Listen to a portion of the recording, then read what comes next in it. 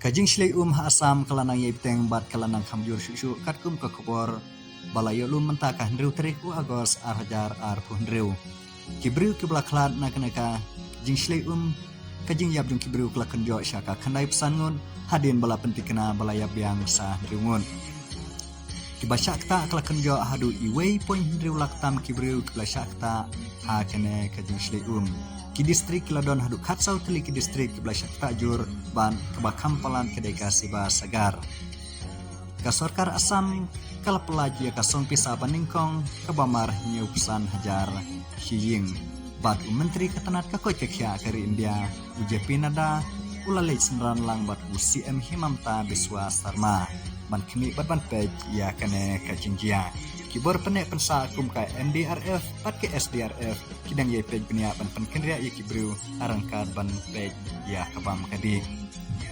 kasorkar India arangkat kasorkar tela kelashim kia bat kalashim ya kasenjam kebating banira pi kibriu kibashem ya kene kalanon kasong pisabat kejinyara PSDRF Menteri Ketenan Kampo Yingkari u Amir Syah ulah pelajar ya kasong pisah kebalong hadu iwe nyeu poin kerasan klur na kementa kastet disaster respon fund syaki jela kibla syakta haki jing Shlei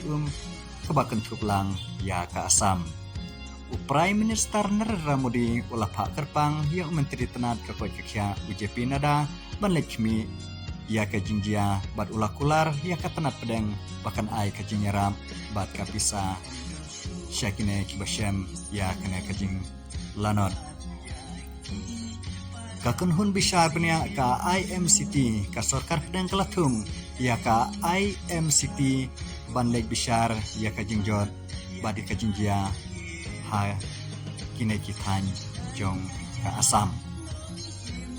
Kibor penkenria kisipai Indian Air Force harangkan ka kanhun NDRF bat kasor karjala kidang ye penankam dai ki aeroplane bat ki drone ban penpoi ya ki marba mardi syai kini kijaka kibala sakun kibreu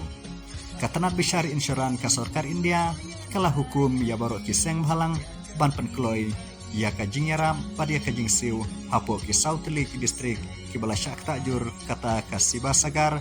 kacara radio jorhan ban kagolakan